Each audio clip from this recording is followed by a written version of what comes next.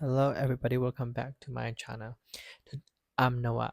Today's word is J, C-E-I-J or C-I-A-I-J.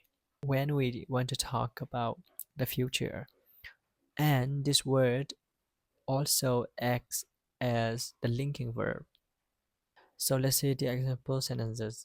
The first example sentence is Mary Zong ong pai in J, which means Mary will also come. Pai means come or go. Mary Zong ong pai in J means Mary will also come.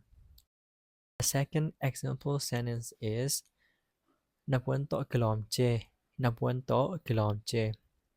This means you look great in that outfit, or you've dressed well, or you look good in your clothes.